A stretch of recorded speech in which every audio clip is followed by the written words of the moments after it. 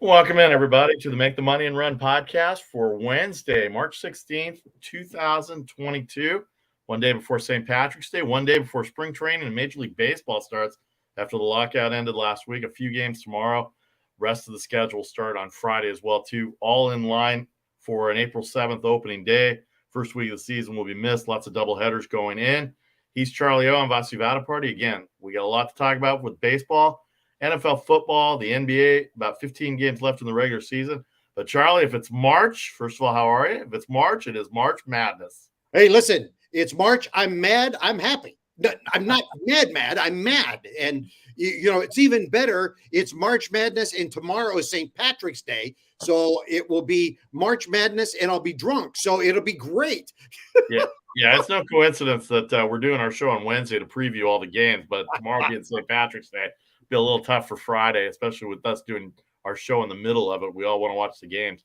We're here every Friday, 3 o'clock Eastern, 12 o'clock Pacific, with replays available at 6 Eastern, 3 Pacific. Don't forget our social media selections every day. No Nick Robinson today. He's in the middle of his semester break, so he sent us his picks, and we'll be all good to go with that as well. All right, like I said, Major League Baseball, NBA, NFL league year started yesterday. Lots of free agency, lots of trades going on, both football and baseball, and as well as the NBA with their positioning for the playoff seedings that's going to start in about 2 weeks. But right now, it is all about March Madness. It's all about Thursday and Friday, the first rounds of the NCAA tournament, 32 games spread over 2 days, and then Saturday and Sunday, the winners will play in their games coming up after the winners are decided tomorrow and Friday. But we have play-in games yesterday. Texas Southern, who's coached by Johnny Jones. I forgot about that. Johnny Jones used to be the LSU coach for a lot of years, and he was a successful LSU coach. He took Texas Southern to a 76-67 win over Texas A&M Corpus Christi. They will go into the Midwest region and play Kansas on Thursday. Kansas, the number 1 seed as well. Not a lot to say about the Texas Southern team. We didn't know a lot about them going in, but boy, to come in against Kansas, I believe they're a 21-point underdog to start. It's going to be a rough go for them. And if you're a 16 seed, you've only won one time in 143 opportunities. So it's going to be pretty rough for Kansas not to win this game, for Texas Southern to win this game. But you look at it this way, can they cover the 21? I guess is the only thing left to talk about, Charlie. Yeah, and I don't know yet. I've got to look at that. The only thing that I know much about after watching this game and listening to some analysis on this game is Texas Southern is going to throw everybody off the bench at you. Traditionally in basketball, we look at about down to the number 8 or 9 guy on the bench, and then we forget everybody else. Texas Southern, they're going to go all the way down to the number 12 guy on the bench, maybe deeper. The manager may have to put shorts on and go into the game because they like to use everybody.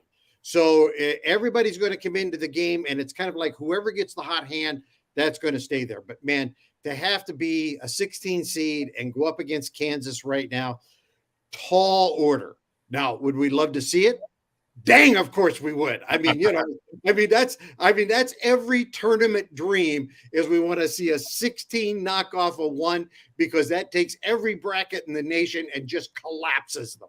And that's what we want. But yeah, as you said, tall order. I saw the breakdown yesterday. I know only one 16 seed has beaten a number 1 seed, and that was Virginia the year before they won the championship. A few number 2 seeds have won. 3 14s. It gets a little bit deeper in that, and then 4 13s and 5 12s. Everybody likes to pick those 12 and 13 seeds because those are the ones that have some frequency in terms of big underdogs. All right, so Texas Southern, one half of the play-in game from Tuesday.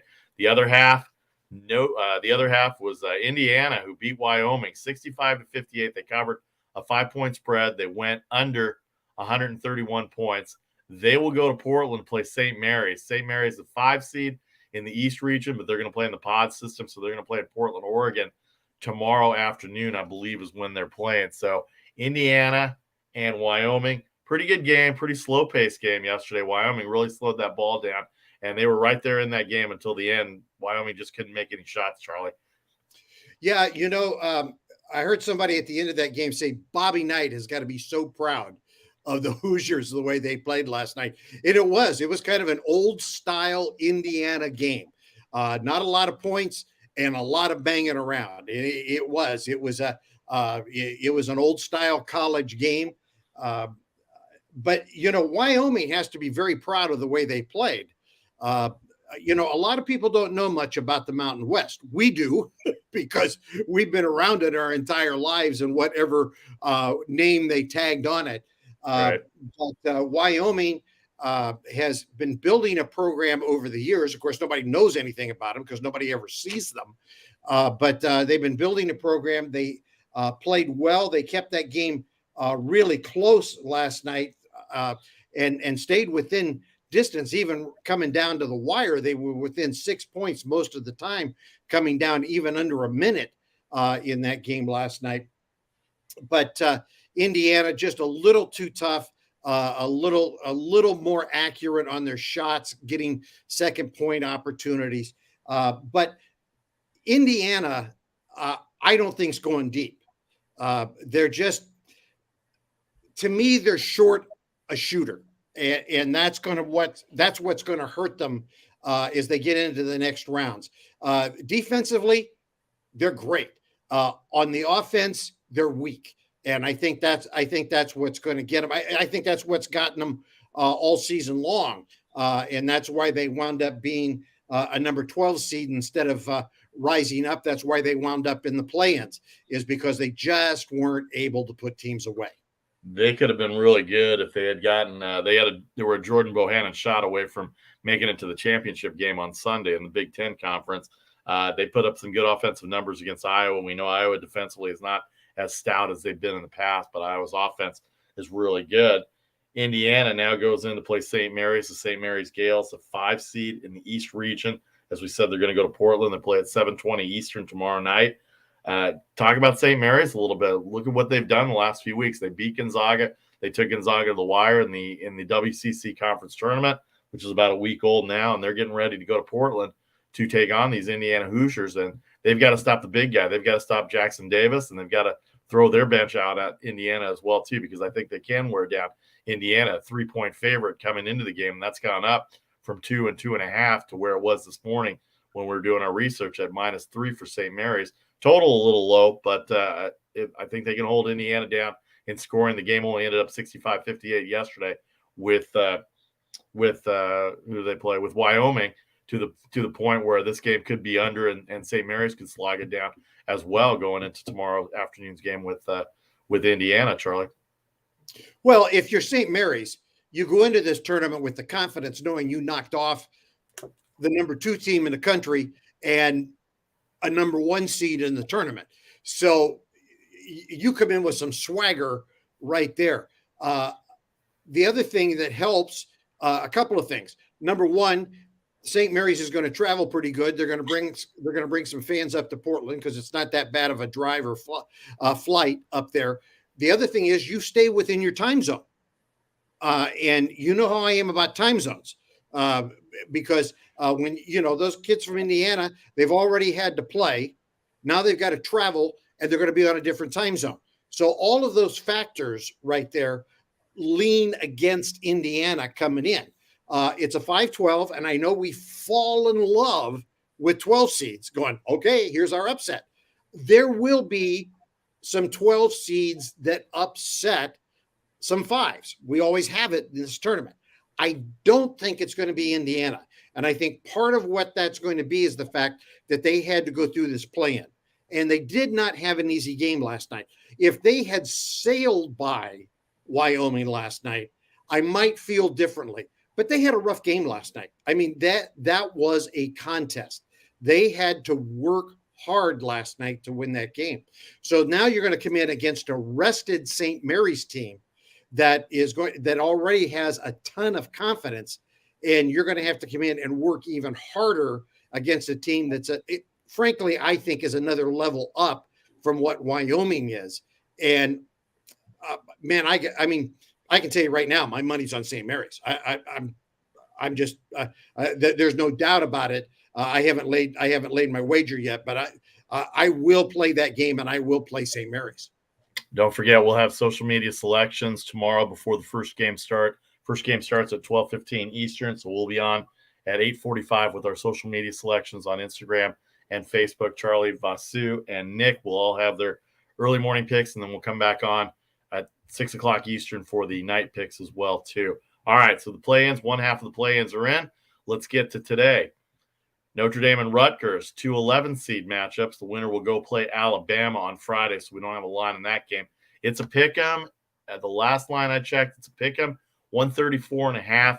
I really like Rutgers. I like the way they played all year. The last 2 months, they've come in and shown how tough they are. They beat the top 4 seeds in the Big Ten at least once this year, and I think in some cases they beat them twice. I know they beat Ohio State, they beat Michigan, they beat Wisconsin, and they beat Michigan State, all in the Big Ten during conference play, and that in and of itself got them into this play-in game. They had some couple of rough spots where they lost to lower seeded or lower ranked teams in the Big Ten, but here they are, and they're going up against a Notre Dame team who started off hot, and they struggled toward the end in the ACC. But Notre Dame gets into this play-in game. They've had wins over Duke. They've had wins over they had win over North Carolina early in the year as well too.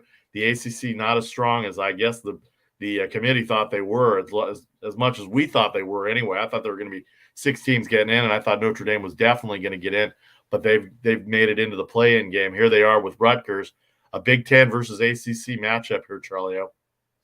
Yeah, Notre Dame, I kind of hoped for more from them this season than I saw, and they've been streaky.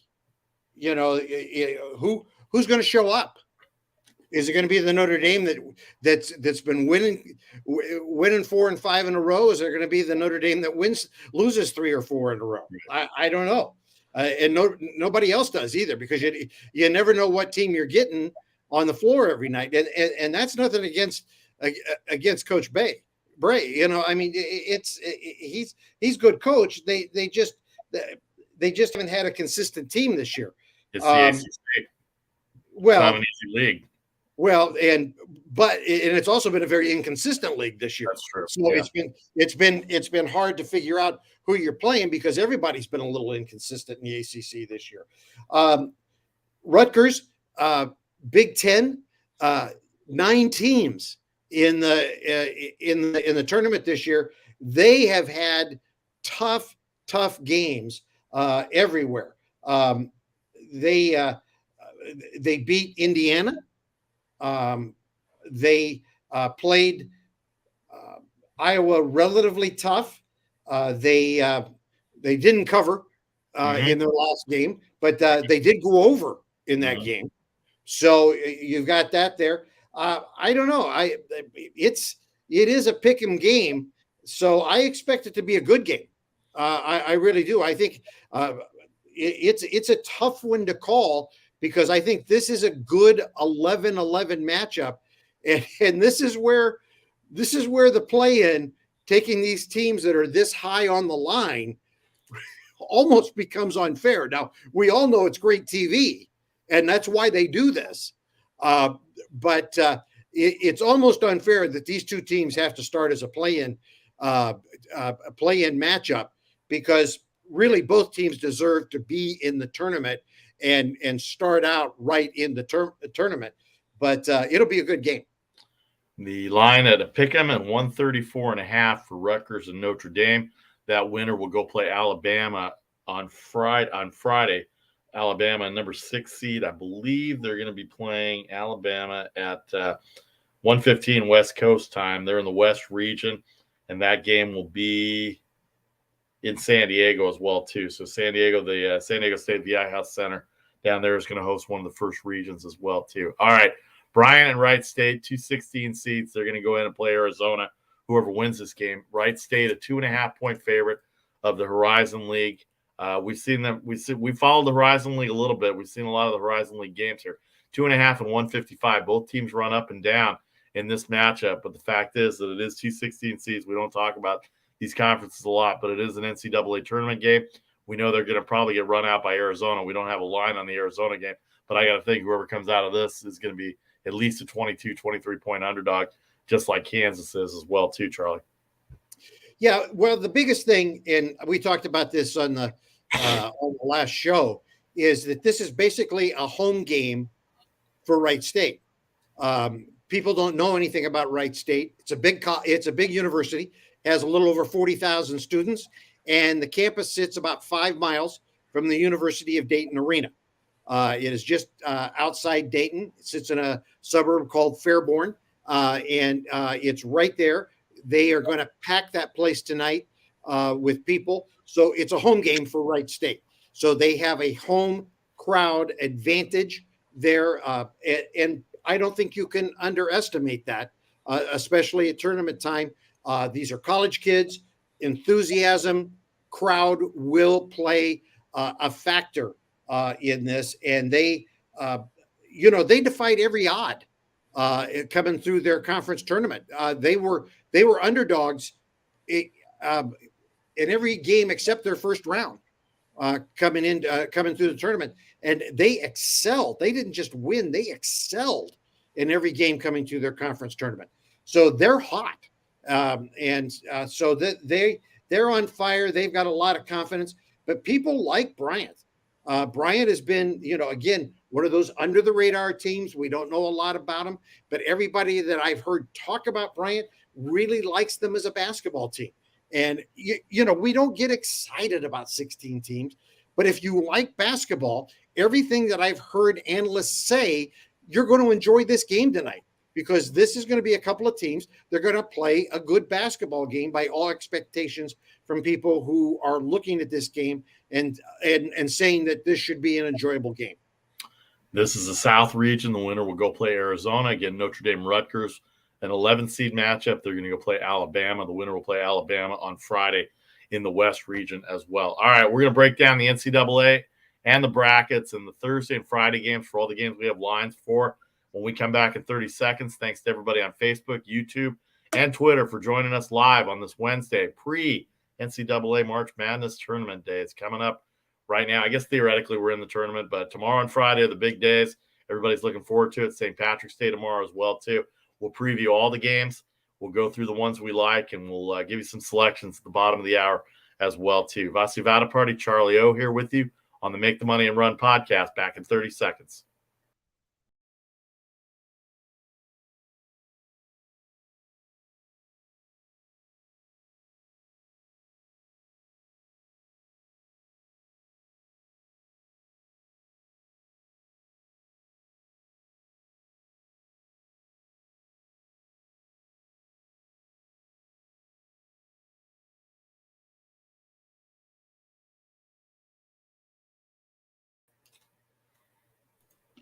Okay, we're back. Make the Money and Run podcast for Wednesday, previewing the NCAA tournament. 2 play-in games left today, Notre Dame and Rutgers. Bryant and Wright State will go. Bryant and Wright State will play Arizona on Friday. Notre Dame and Rutgers will play Alabama on Friday as well, too. Yesterday, Indiana beat Wyoming 65-58. They will play the number 5 seed St. Mary's in Portland, Oregon in an East region game. And then the Texas Southern beat Texas A&M Corpus Christi. They will face Kansas on Thursday in the Midwest region. But here we are getting ready for tomorrow. St. Patrick's Day, the first day of the NCAA tournament. For most fans, traditionally the first Thursday is the biggest day, Thursday and Friday, where all 64 teams play. Let's start out in the West, Charlie. We got 4 games in the West tomorrow. UConn, 6.5-point favorite over New Mexico State, 131.5 the total. Arkansas, 5. 139 over Vermont. Memphis is -3 over Boise State, 133.5. And Gonzaga, 23.5, a 1 seed against a 16 seed Georgia State, 149 the total. What piques your interest in the West here, Charlie? I don't know. It's so hard for me to, I get excited.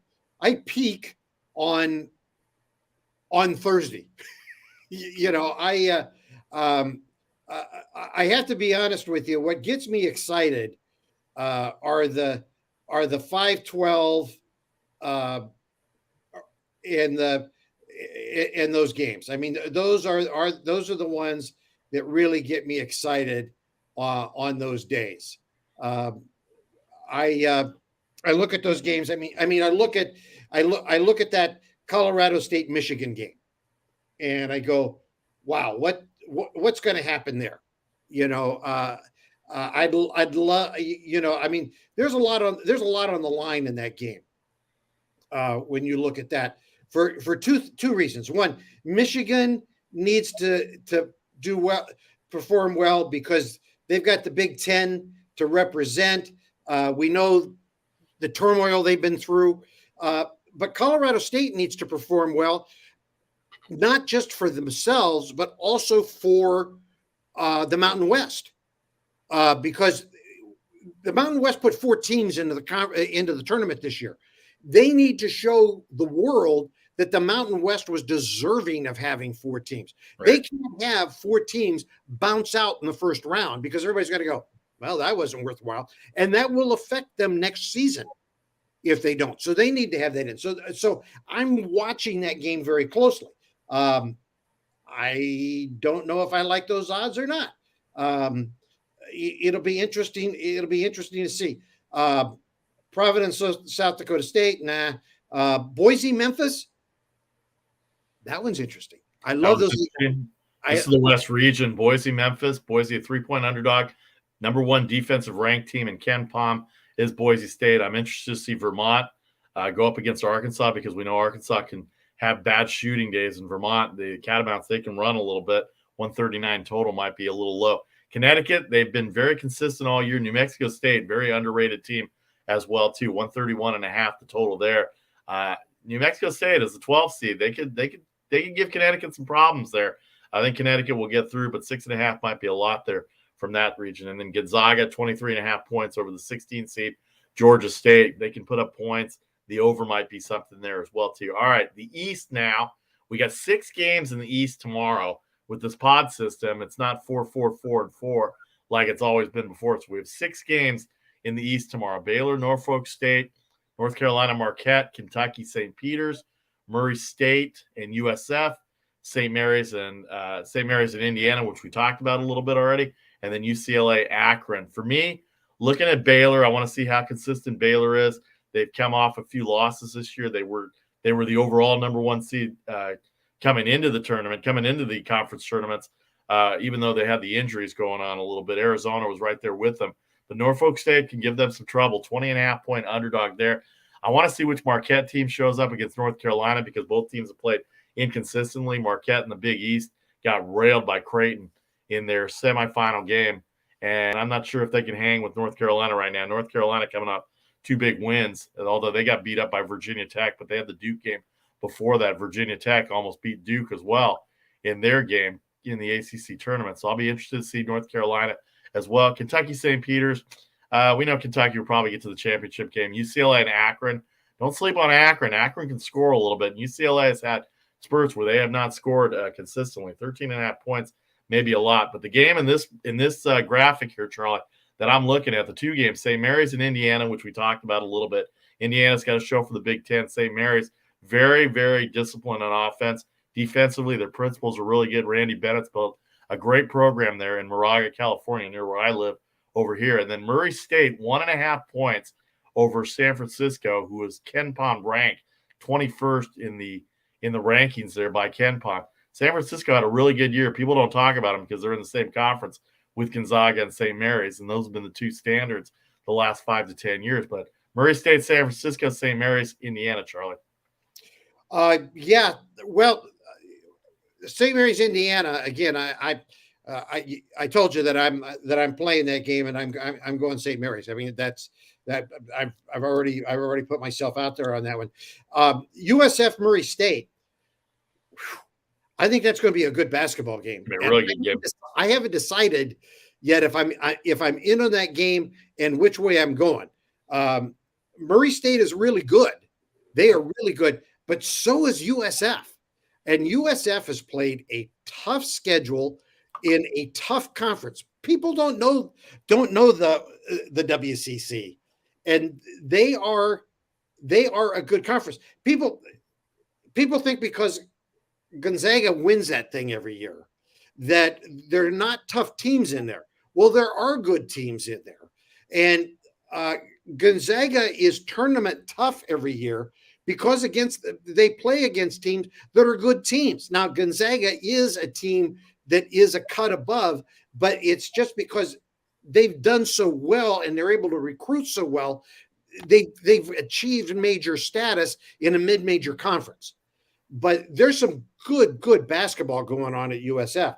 So that is a 7-10 game, has all the potential to, number one, be a great basketball game. Number two, being a tough game to handicap. I don't know if I'm willing to touch that game right now. I think that game is going to be that close. Well, like I said, we'll have social media selections all day tomorrow, one at 11:45 a.m. Eastern and then one at 6 o'clock Eastern for the night games as well, too. I'll be interested in UNC Marquette, Murray State, USF, and St. Mary's, Indiana for sure. Want to see how UCLA responds after their conference loss to Arizona last week. Yeah, I think UNC, this is so important to them right now because they've had such an off season. And Marquette has not had a great year. I mean, that's why they're at 8-9. Yeah. But to me, this is a more important game to the Tar Heels. If they go out in the first round, I mean, this becomes one of the most disastrous seasons they've had in a long time. And I got to tell you, I don't feel good about them. I do not feel good about them at all. It'll be an interesting matchup. Hubert Davis had a good rookie year, first-year coach, 22 wins. They've had some big wins, and they've really had some disappointing losses. So those are your 6 games in the East tomorrow. In the Midwest tomorrow, Providence and South Dakota State. A lot of people high on South Dakota State. Providence only a 2-point favorite. They really slogged through it offensively. Iowa's been one of the hottest teams in the country. They're a 10.5-point favorite over Richmond. San Diego State, a 2-point favorite over Creighton. And Kansas, 21.5. We talked about Texas Southern already. Of these 4 games, I'm looking forward to South Dakota State. I think that they can pull the upset on Providence. I don't think Richmond has a chance with Iowa. I'm beginning to think Creighton's red hot. They got to Villanova, and they almost upset Villanova on Saturday in the championship game. And I got a feeling that Creighton can come back and play San Diego State. They slogged through it offensively, and I think Creighton has better shooters right now.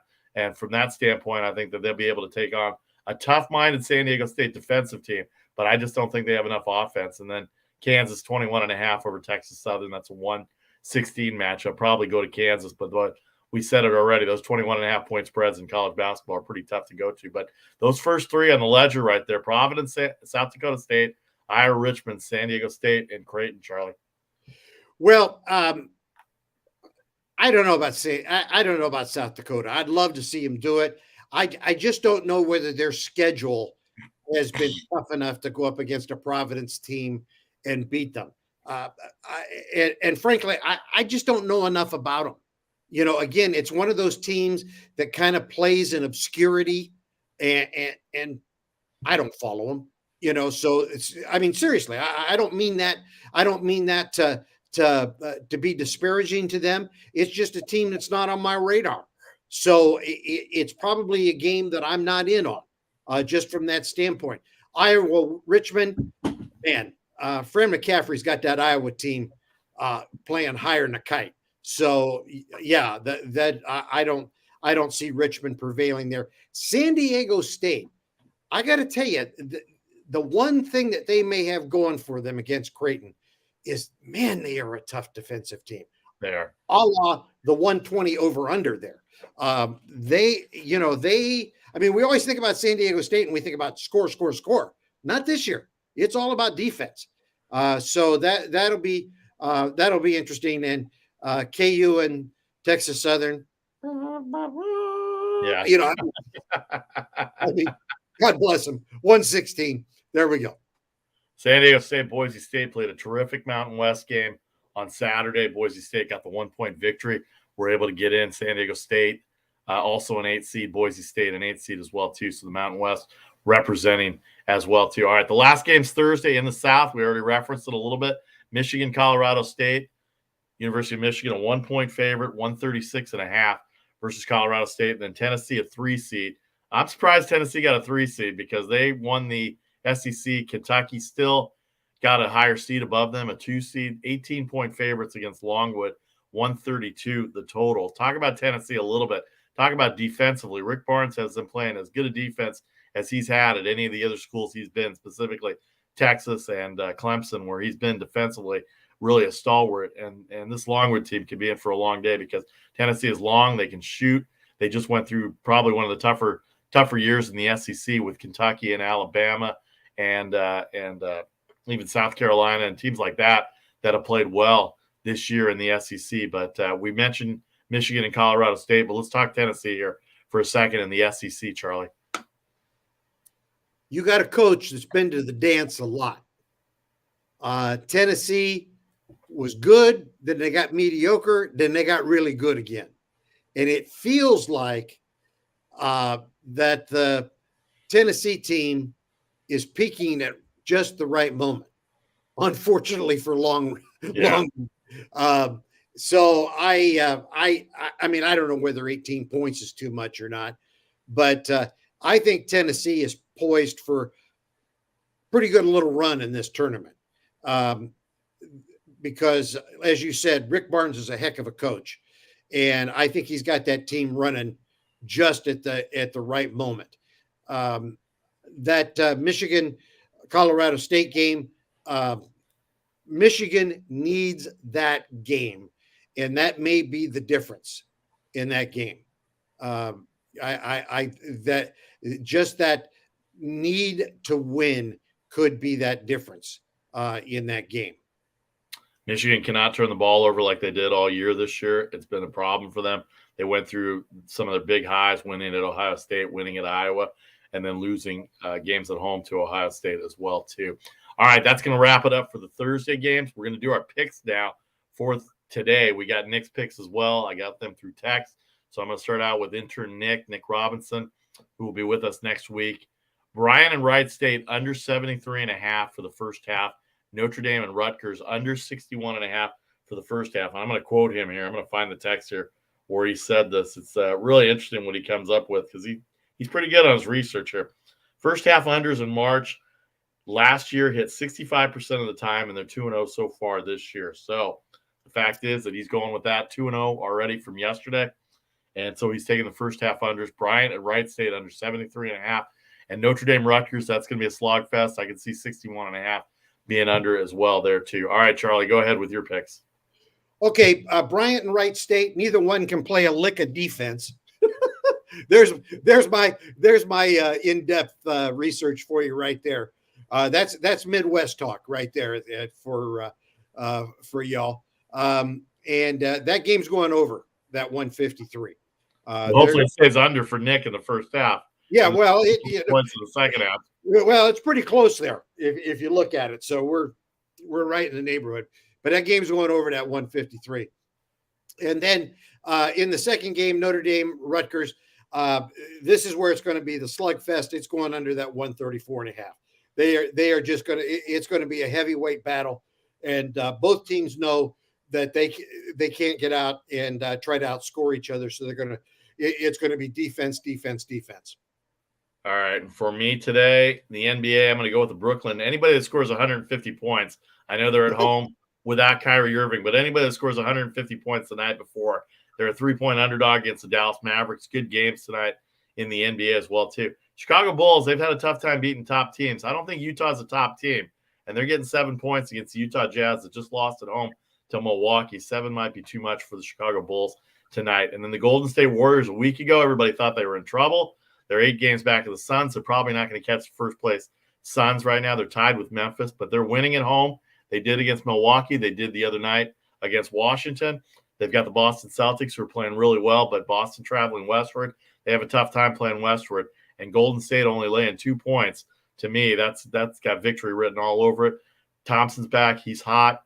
Curry is Curry, and they're just starting to play well. And clearly Draymond Green was a key difference in the Washington Wizards game back there last night. So I'm going to go with the Warriors again for a third straight win tonight. In college, the NIT, well, I'll start with Rutgers. Rutgers +1 in the play-in game tonight. I think they're just tougher.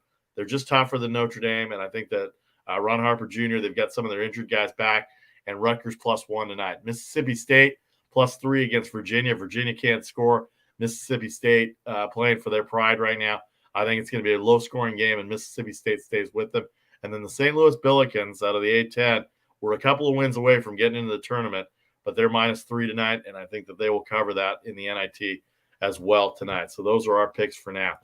When we come back in 30 seconds, we'll preview a little bit of the Friday games before we get out of here and maybe talk a little baseball and NFL football. Vasi Vada Party, Charlie O here for the Make the Money and Run podcast on a special Wednesday before the NCAA tournament gets going on Thursday, St. Patrick's Day Thursday.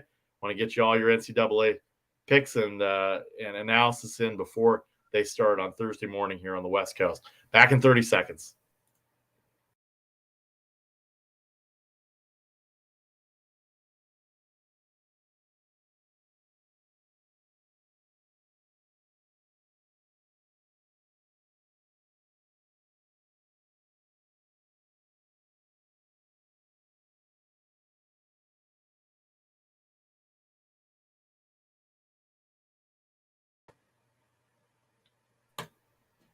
All right, welcome back to the Make the Money and Run podcast for Wednesday, March 16th.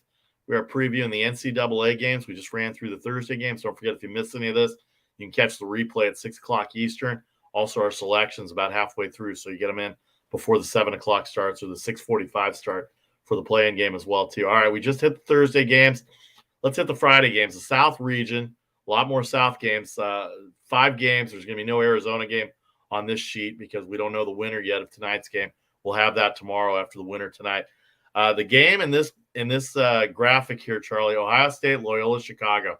A pick 'em now was Ohio State -2. The total is 132. Loyola Chicago playing very well coming into this. They beat Northern Iowa, who was favored in the tournament. They had the better record in the regular season. Northern Iowa did, but Loyola Chicago, boy, they're tough. And Ohio State, they just have not been as consistent as they were at the beginning of the year. That loss to Michigan at home certainly didn't help, but now the game's at a pick 'em and 132. Excuse me. Villanova, Denver, 15.5 for Villanova. They're a 2 seed, 15 seed for Denver. Illinois, UT Chattanooga, Tennessee Chattanooga can score, and I think 8.5 might be a little too much for Illinois in that game. And then University of Houston, 8.5 over UAB, 136 the total. And then a pretty good 8-9 matchup. There's Seton Hall, -1 over TCU. 129.5. But I think the game I think a lot of people are looking at is this could be a sign for Loyola Chicago to come in and upset Ohio State. Don't really call it an upset at a pick 'em, but that's really a game I'm looking at, Charlie. Come on. If you go against Sister Jean and Loyola Chicago, you're going to hell. Okay, come on. All right, enough of that. Come on. Loyola Chicago's been playing great basketball, and Ohio State's been what? I mean, how do you describe it? Inconsistent, I guess, would be the best way to describe it. So I think a pick'em is very on point for that game at this point. Normally, you would say, "Really?" But no, I think that is very on point for that at this time to call that a pick'em.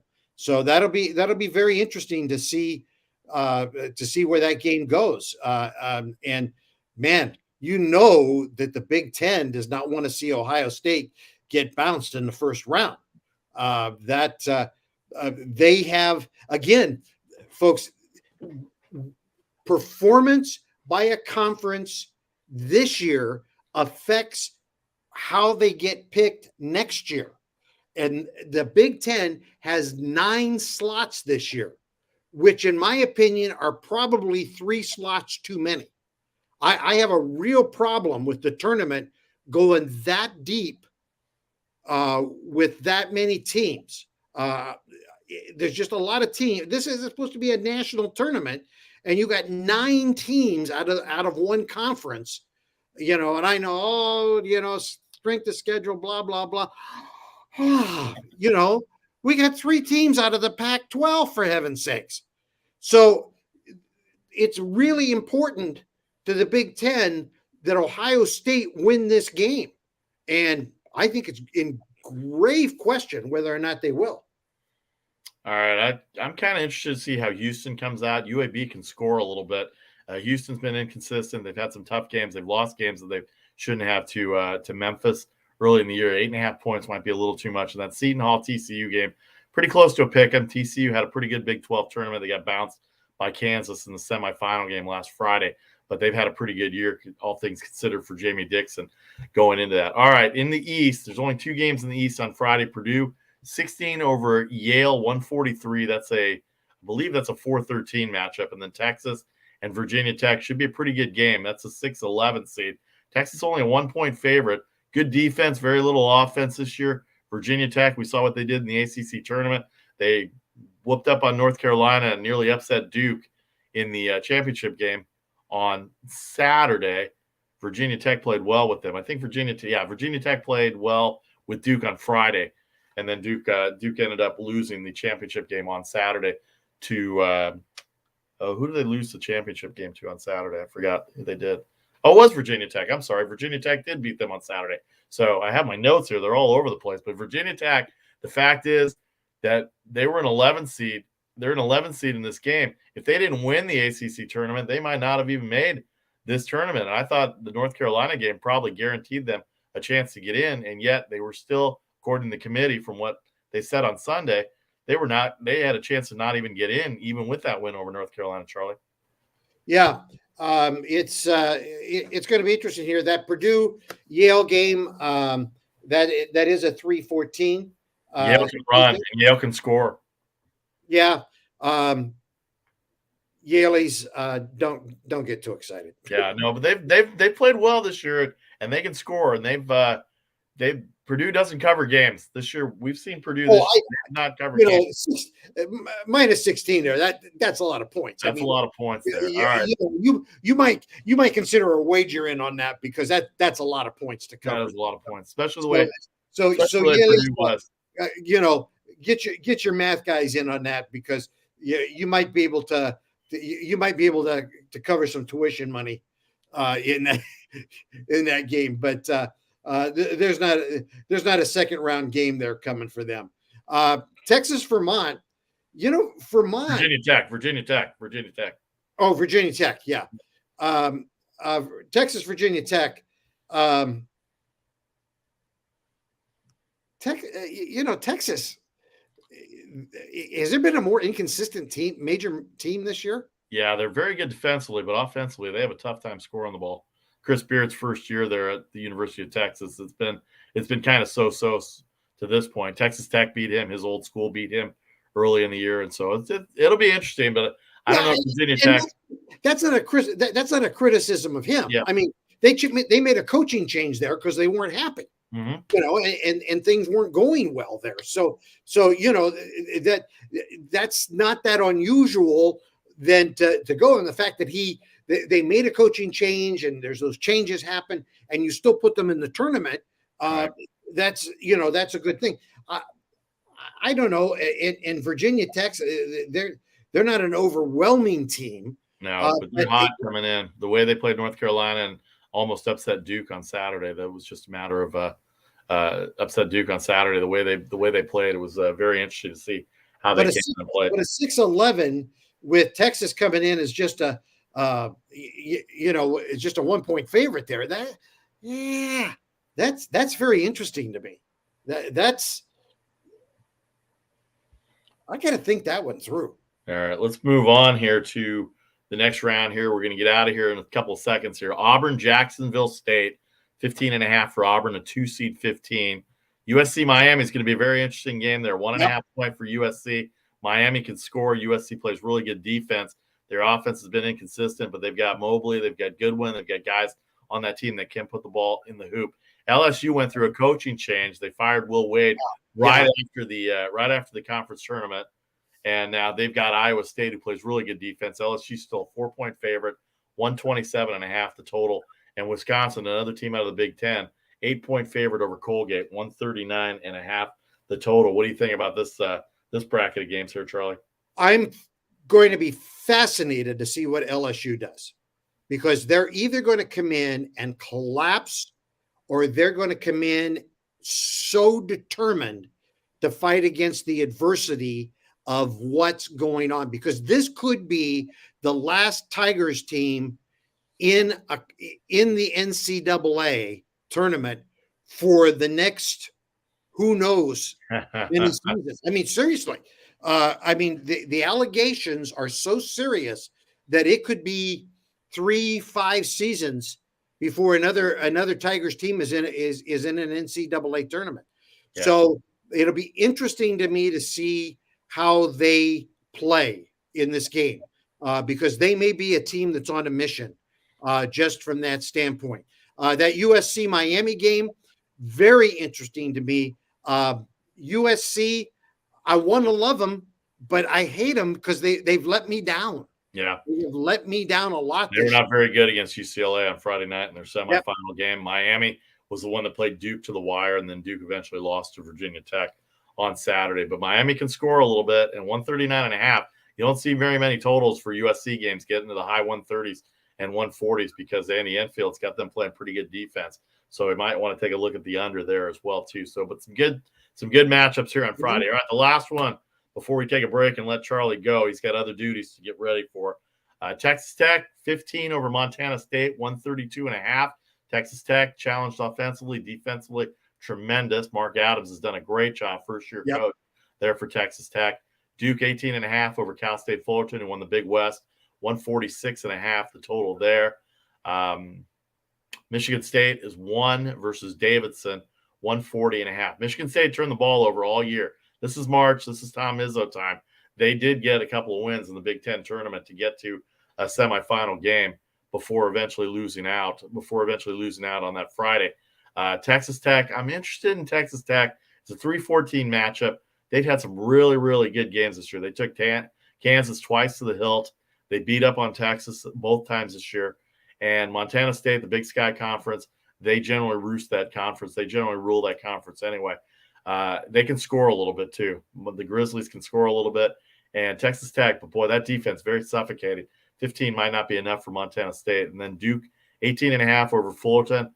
Don't know which Duke team is going to show up. The team that played last weekend in the ACC tournament against Miami and lost to Virginia Tech, or the team that's been dominant at the beginning of the year, winning by 20, 25 points. And Fullerton can put the ball in the hoop. I don't know if they can match up size-wise with Duke, but it's going to be an interesting matchup there. That's a 2-15 for Duke and Cal State Fullerton as well. Charlie, go ahead. Yeah, in that Duke game, it's going to be a question of whether they show up with any intensity. And that may be the question about that 18.5 point favorite there. If they kind of show up and ready to cruise through, then Fullerton may be able to keep it a little closer than that. I don't know. That's a lot of points. That's a lot of points to play. What do you think about Michigan State and Davidson? That's going to be an interesting game. Davidson's really good. I mean, Michigan State, wow, what an inconsistent team. I mean, just nothing about that team has been a Tom Izzo team this year. I mean, bless his heart, I've been worried that he's going to be rushed off to the hospital on the sideline. I mean, you always a little worry about that with Izzo, but this year, I mean, it has been horrible. And would I be surprised if Davis moves on and Michigan State goes home? No, not in the very least, because I mean they played well in the tournament, but just when they've played well, they turn around and play like crap. So I don't know who's showing up. Yeah, definitely not an Izzo team this year. Too many turnovers. Defensively, they've been lacking a little bit. Offensively, they're pretty good. They've got some guys offensively that can put the ball in the hoop, but definitely not the defense and the defensive intensity that they've had as well, too. All right, so that's your preview for Thursday and Friday.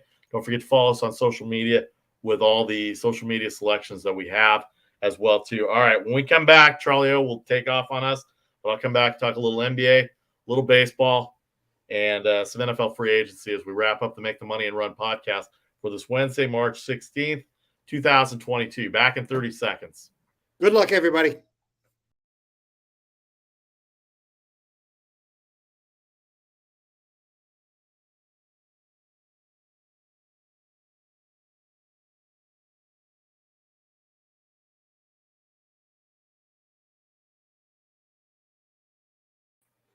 All right, welcome back to the Make the Money and Run podcast for Wednesday, March 16th, 2022. Vasu Vada Party here with you. Charlie O had to go early for his duties, dealing with the NCAA tournament, Westwood One stuff on his local radio station in Sacramento. We just ran through the Thursday and Friday games. We have 2 playing games tonight as well. Some of these lines, be careful with some of these lines because we know these heavy seeds get big lines, and sometimes it doesn't work out all that well as you go through it. We know how these things work out.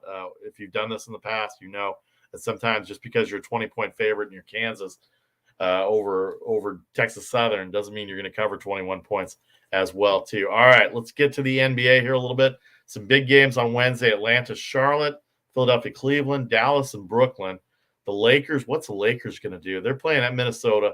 Generally a win for them in past years, but Minnesota, a 9-point favorite tonight. The Chicago Bulls, we talked about that. Utah Jazz, they're a 7-point favorite over Chicago. Boston and Golden State. And then the Toronto Raptors playing very well of late. They're going to go into the LA Clippers tonight. Clippers didn't have Reggie Jackson. They had a win against the Cavaliers on Tuesday night, but could not close it out. Ended up losing by 9 in overtime for those of you that had the 7-point underdog spot there too. The NBA, the standings right now, as we look at them, the NBA standings, the top 6 in the East are separated by 5 games. It's Miami, Milwaukee, Philadelphia, Chicago, Boston, and Cleveland. The final 4 spots, which are Toronto, Brooklyn, Atlanta, and Charlotte. Brooklyn's an 8th, by the way, and they're still favored to win the NBA championship in a lot of spots. The final 4 spots are 5 games of each other. The Knicks and Washington, still an outside shot to get into that play-in series, the 7-10 series as well, too. Indiana, they're too far back. They're 12 games back of Charlotte. They're probably out of it. But the final 4 is 11 games are separated. I'm sorry, 5 games are separated by the final 4 in the East. Phoenix 8 over Memphis and Golden State. Phoenix is 55-14. Golden State 47-22. Memphis 48-22. So 8 back with a magic number of 6 for the Suns to clinch the overall best record in the Western Conference. They still are fighting it out with Miami, who is 10 games back. And their magic number is 4 with Miami to clinch the overall best record in the NBA as well, too. So it looks like Phoenix is going to be there as well in the top spot, no matter who they play in the West or the East. Phoenix 8 over Memphis and Golden State. The next 5 teams separated by 6 games, so 2-6. And that is Memphis, Golden State, Utah, Dallas, and Denver. They all have big games. Denver's got a game at Washington today. Dallas is playing at Brooklyn. The final 4 teams are separated by 11 games. Minnesota, the Clippers, the Lakers, and the New Orleans Pelicans. Minnesota 40-30, having a really good year. The Clippers are 5 back of Minnesota, 36-35. 29-39 for my hapless Lakers, 9 games back. And New Orleans, 11 games back, 28-41. They had a lead against the Suns yesterday, and Phoenix came back and blew them out by 20. You look at Portland, they're 26-41. San Antonio, 26-43. Sacramento, 25-45. So that's 4 games separating the 10th spot to the 13th spot. Don't know if there's enough for Sacramento or San Antonio to get there. Portland's still in it as well, even though they've got no Lillard. You got to think Portland's going to fade as well, too. But they've got 26 wins, 26-41 this year, and that's only 2 games back in the win column of the Pelicans, tied in the loss column with the Pelicans as well, too. The Pelicans having a rough stretch right now. Still no out Zion Williamson. Brandon Ingram's been hurt. And so that 9-10 spot's going to be interesting to see who gets into the final playoff games as well, too. So the NBA swinging down to its last 15 games or so of the year as we roll into it. All right, some baseball news to hit before we get out of here. The Japanese import, Suzuki, he went to the Cubs, signed for 5 years. Kyle Schwarber looks like he's going to go to Philadelphia for 4 years, about $20 million a year. The New York Mets have gone wild. They've got Mark Canha, Max Scherzer. They trade for Chris Bassett. And the Oakland A's, boy, the Oakland A's fans here in the Bay Area, they must be pulling their hair out. I know they're not going to get the stadium until 2027, but they traded Matt Olson 2 days ago to Atlanta. Atlanta then signs him for 8 years at $168 million, $21 million a year. And he's from Atlanta, so he gets to play in front of his family. Class guy. I always enjoyed dealing with him from the Bay Area perspective. And then Matt Chapman today, the third baseman, gets traded to Toronto. This is a total salary dump for Oakland. Don't know what they're doing, but with the new stadium not coming in until 2027, I guess this is the time to rebuild and get them back to being good when it comes that time. But it's going to be tough to watch the Oakland A's for the next couple of years in Oakland. Meanwhile, the Yankees re-sign Anthony Rizzo. He's going to play first base. Don't know what that means for Freddie Freeman. Freddie Freeman's still looking into the Dodgers. Dodgers signed Clayton Kershaw. The Cincinnati Reds kind of going by way of the A's. They trade Sonny Gray, Jesse Winker, and Eugenio Suarez. Winker and Suarez go to the Mariners, and Gray goes to the Twins. Speaking of the Twins, they traded Josh Donaldson to the New York Yankees, along with Isaiah Kiner-Falefa. And the Twins acquired him from the Rangers because the Texas Rangers went out and spent $600 million on Marcus Semien and Corey Seager as well, too. So lots to go on in baseball. Spring training games start tomorrow. They're already in camp. The season opens April 7th. We'll have our schedules all set up here for Fox and Fox Sports 1 with our Saturday games as well. We'll make sure we keep you updated on that as well. NFL news, some free agency news to go at it. Free agency trades last week are official now. Russell Wilson going to Denver. Aaron Rodgers re-signs with Green Bay for 4 years. The first 2 years are the big years. A lot of veterans cut as well. Cap space. Jacksonville brings in 3 new free agents to help Trevor Lawrence with Christian Kirk, Brandon Scherf from Washington, a guard, and Evan Ingram at tight end. So that's going to be interesting. Speaking of Washington, J.D. McKissick goes to Buffalo. He's going to try and help that run game as best as he can. Shaq Mason gets traded by the Patriots to Tampa Bay, and that's a big thing. He used to block for Tom Brady, and now with Brady back, if you've heard the news, I'm sure you did last Sunday, Tom Brady announced he's coming back to Tampa Bay.